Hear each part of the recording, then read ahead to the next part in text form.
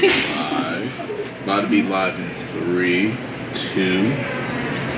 This is Andre from Peace Talks, and I am here with Caitlin Richards, Will Dalton, Anthony Mercer, Nathan Oates. and we are live at the Hip Hop Symposium. First off, who are some of your favorite hip hop artists of all time? Don't get me started. So, favorite of all time, Tupac. Tupac, absolutely. That's facts. I love Tupac. You know what's crazy? I actually need to get well versed with his music. Do you really? Yup. I'm gonna say that straight up, and I feel like that's bad because I don't. It's not like a matter of disrespect. Yeah.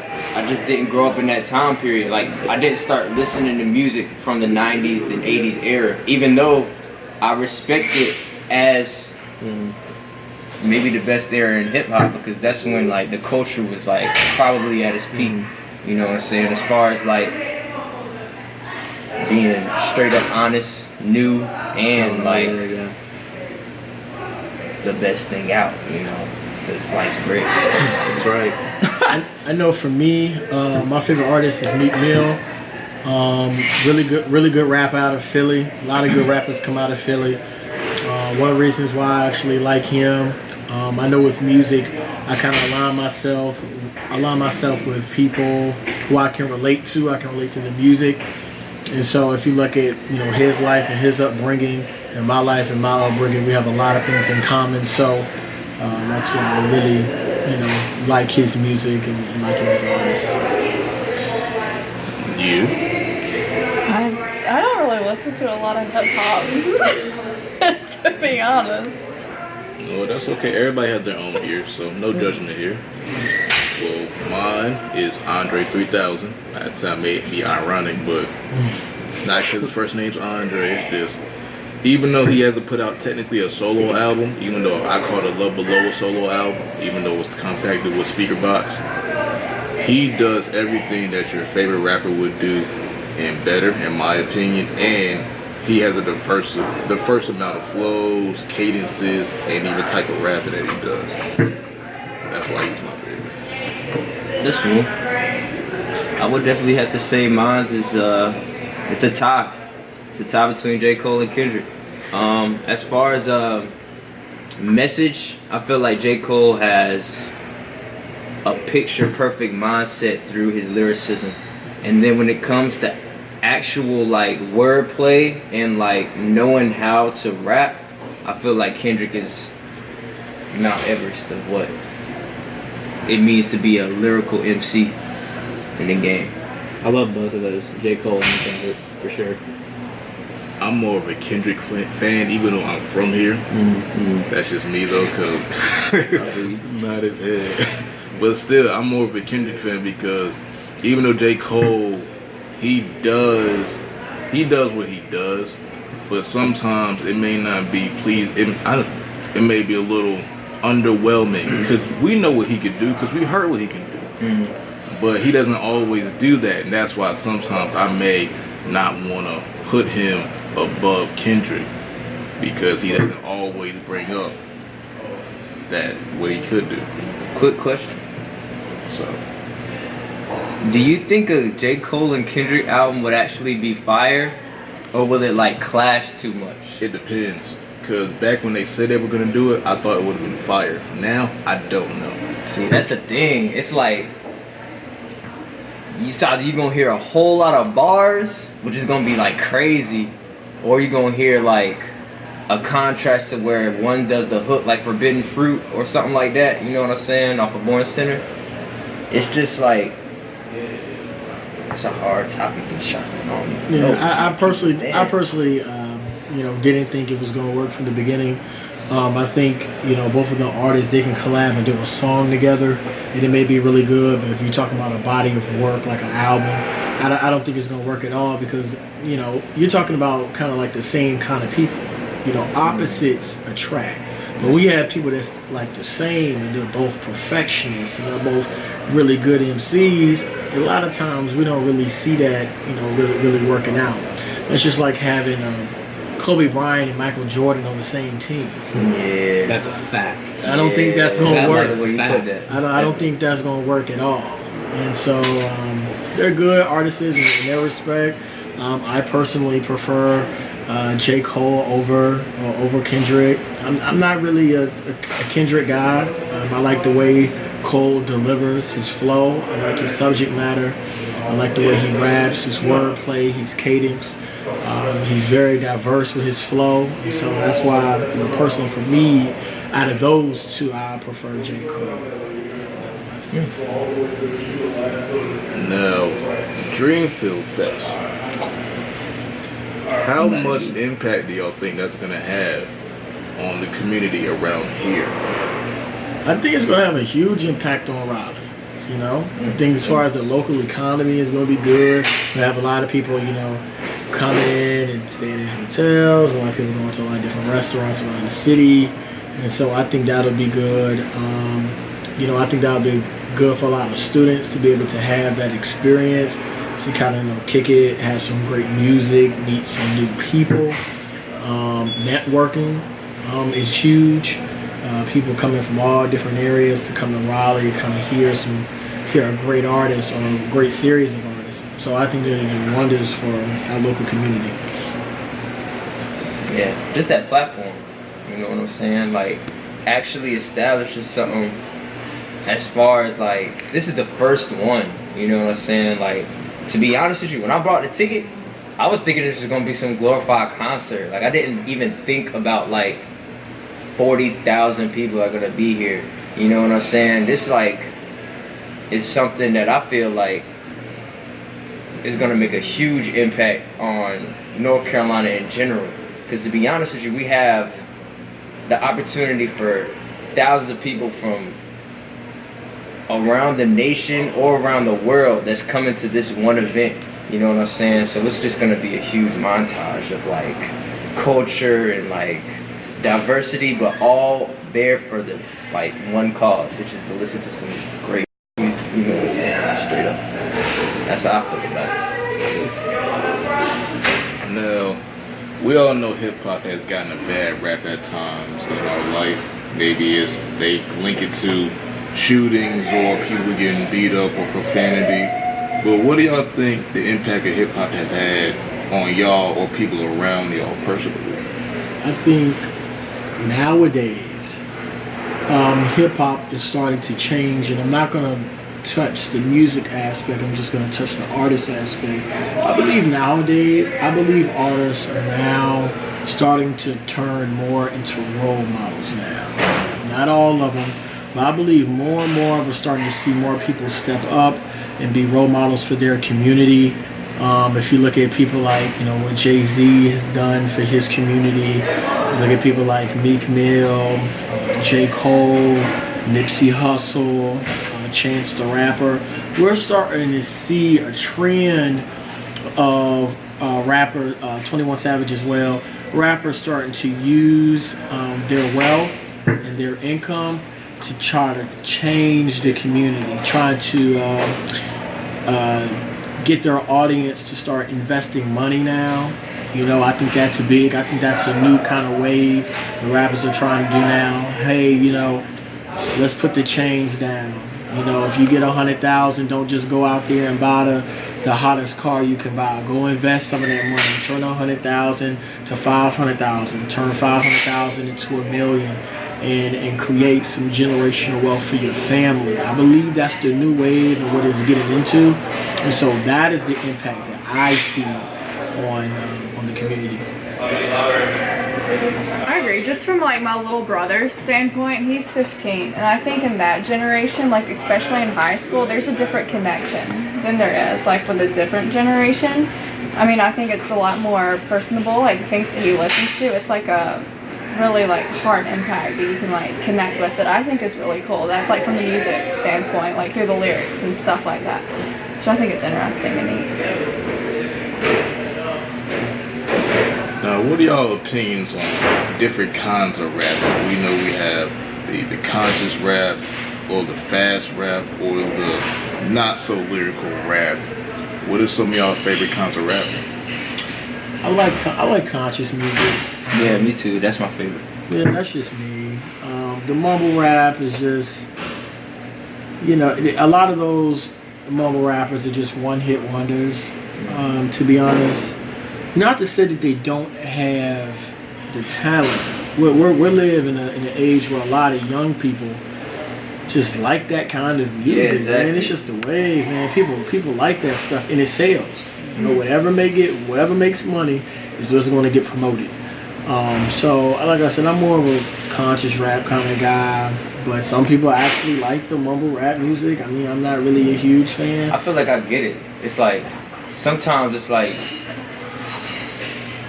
some people just don't want to listen to. Nobody wants to get a lecture. You know what I'm saying? Like they don't feel as if like they need to be spoken to in terms of like, hey, this, that, and the third is what you need to do, and I'm trying to learn from that way. Sometimes people listen to music just to vibe. You know what I'm saying? It's basically like the beat kind of dictates what, as far as mumble rap is concerned, you know what I'm saying? They're more so listening to the vibe of the whole entire track instead of listening to the words of the artist, you know what I'm saying? And I feel like certain artists in mumble rap convey a feeling rather than trying to like establish a message, you know what I'm saying? Like, you get a different feeling from listening to Kodak than listening to like Kendrick, you know what I'm saying? Or like Vince Staples, or like somebody lyrically driven. And I feel like that's the biggest disparity, because I don't know, it's like there's no way you can like deny the fact that there's multiple genres in rap. It's just hard when you try to all like have it into one, you know what I'm saying? Like hip hop can mean something different to somebody than rap, period. So that's how Yeah, I agree. Like everything has a time and a place, right? One moment you may want to listen to something that's gonna make you think, but sometimes you want to put something on that you just want to have fun, bang your head in your car, bump the volume all the way up, and just be a little ignorant, you know. But I feel like everything has a time and a place, and I feel like some people, fans anyway, maybe older and younger, maybe don't understand that's where the disconnect happens at. Because you know how on the internet you see older people arguing younger people over their rap taste. But at the end of the day, it's their rap taste.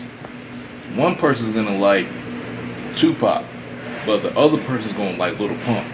And that's fine. Because nobody has to force somebody to listen to either or.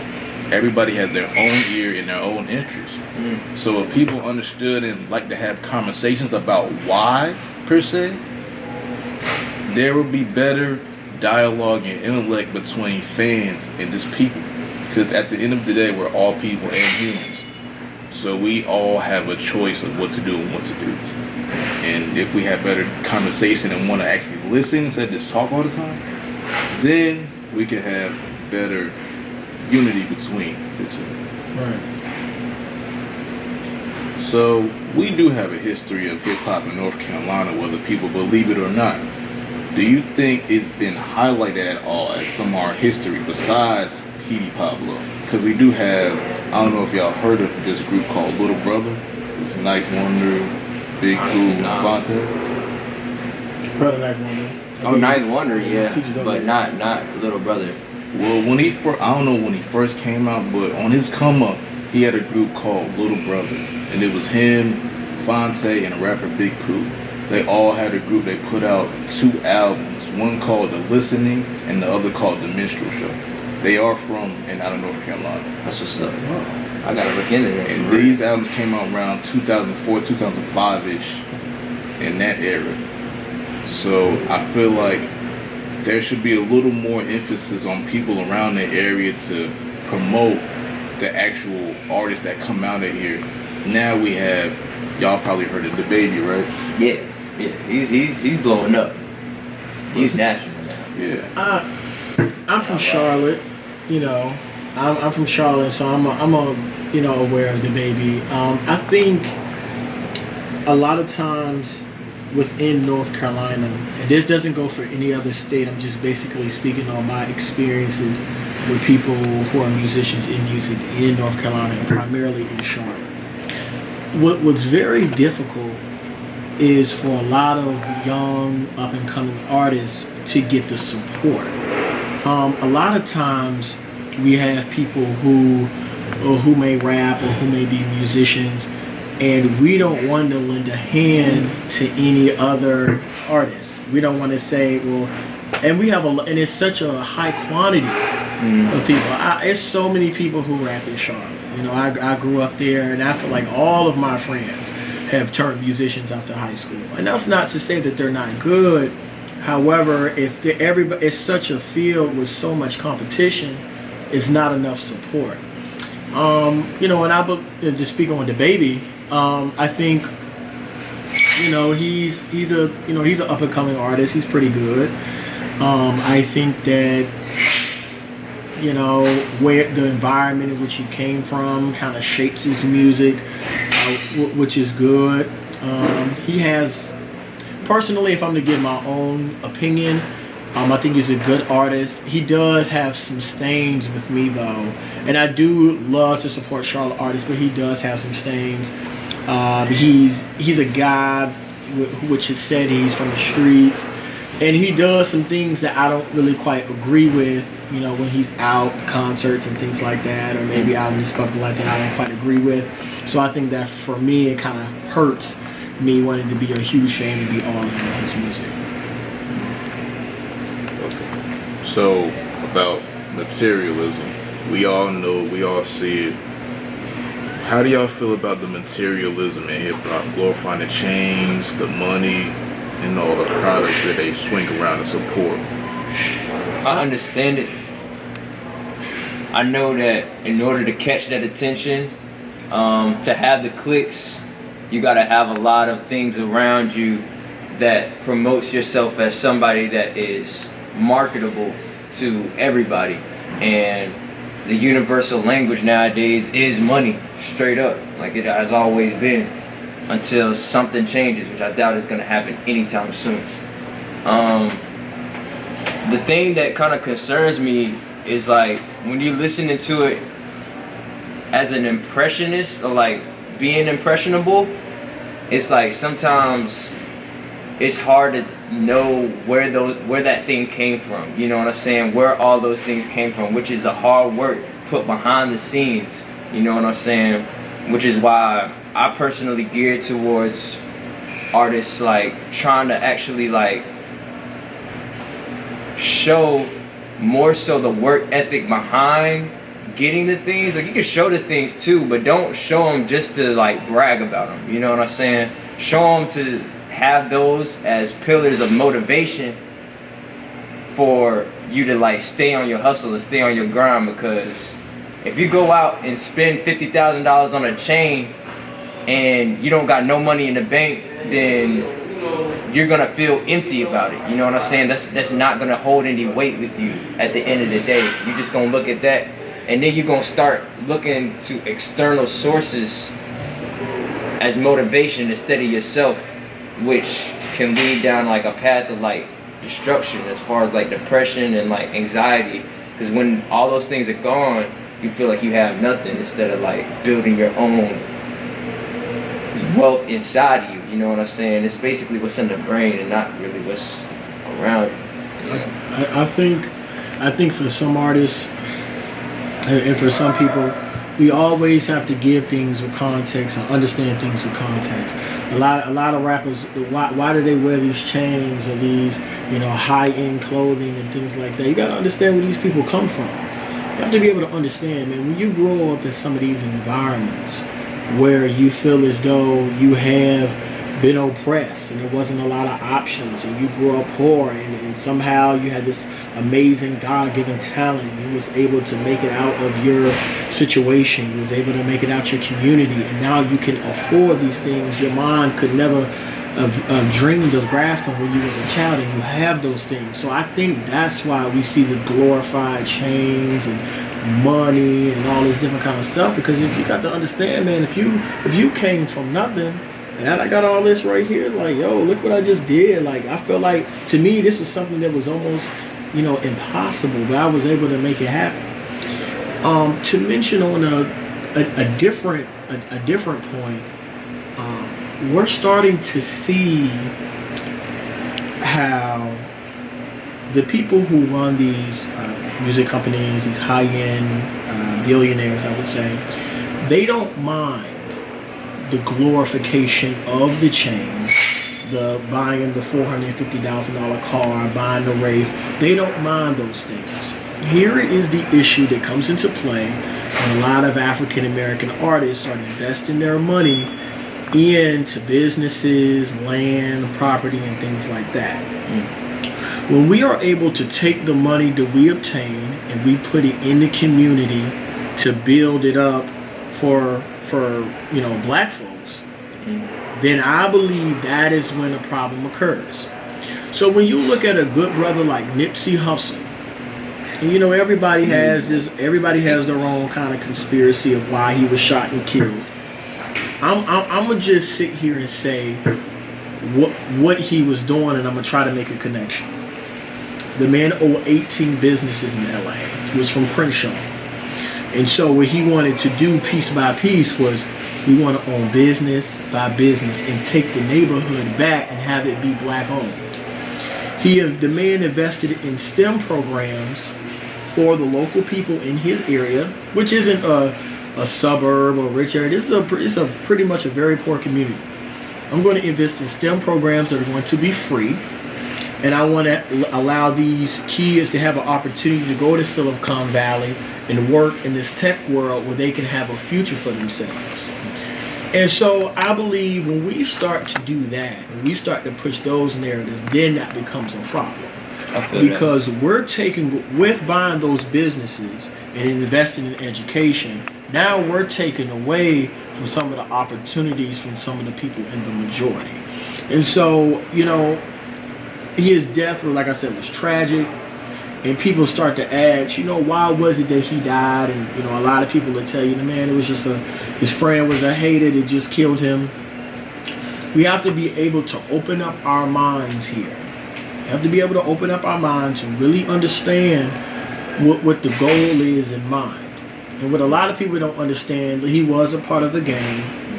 And what a lot of people don't understand about the streets and gang life is that there is a code that is applied. There's politics within gang life and politics in the streets. And for me, I know that one of the most number one rule of the streets is you never want to make the block high. You never want to make the block high. And what does that mean? If the block is hot, that means you can't sell no drugs, you can't do no illegal activity, you can't move no weight, you can't do nothing. The whole operation is shut down if the block is hot. Ever since Nipsey died, and we can look at social media, the block is very hot right now. Police are there, they're doing military drills in downtown LA now. And so what we're beginning to see is in an environment where the gang life is chilled. The violence is chilled in LA. There hasn't been gang wars in a very long time. And now we're starting to see with his death, things starting to change. And I believe the majority wants things to go back to the way that they were beforehand. So, I do think that the narrative is changing, in hip hop and with the glorification of the chains and things like that. A lot of rappers are like, hey man, I'm starting to put these chains down. I want to be able to have something for my son. I want to be able to have something for my family to own and look upon it and create generational wealth. That is the new narrative. The new narrative in hip hop is generational wealth for all people, especially black folks in the hip hop game. I feel perfect, surrounded by serpent circles. I feel like I'm in the loop.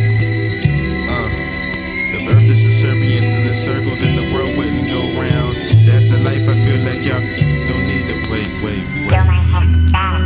You're loving me too. I see the proof. Alright.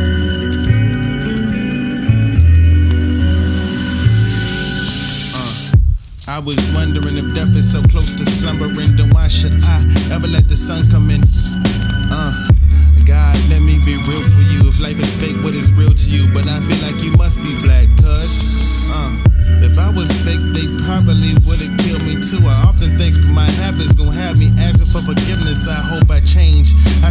niggas dripping with open brains and black and liquid. I believe aliens be kidnapping and switching bodies with them. Yeah, they be trapping. My cousin is cool, I was just chilling with them. But I'm so paranoid, I probably snapped it and turned around. I have plans to kill him if he ever start acting different. Know I have problems, but I deal with them. Life is poker and I'm the joker. No Heath Ledger, I feel different. I'm still chipping cause my high school partner went to prison before they even got to give him a visit. Damn, snakes is gonna leave the jungle for faith and believe in hunger. My mom just as paranoid as me. She think we hiding secrets from her. Pause, I think my enemy is hiding secrets from me. I carved the light, peeking through carbonite, seeking the guarded mice. Prison cell be cool as blocks of ice. On top the world, not just on top my mind, but I hate to warn ya. Snakes are on ya. Me and myself talking different voices. We all make different choices. Damn, they never correlate, but damn, I hope it's good because I can get the poison. Equality and optical illusion on the obstacle course that humans race, the humans race. To guys, we look like fumes in space. To whom embrace, we should all be good. The system shall do what you expect it to do. The present should be what you expect it to move. I gave you a rainbow for your birthday. I expect you to lose your mind. Lose your mind.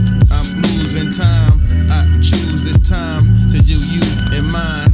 It's been fed, but we all enslaved to politics. We all putting poison into them parliament's choices, man. I never followed them, ever, or will ever. I would never sure, never lie or never die. I live on the world, whoever side I land on. I hope it is yours. Hope they realize. I think about.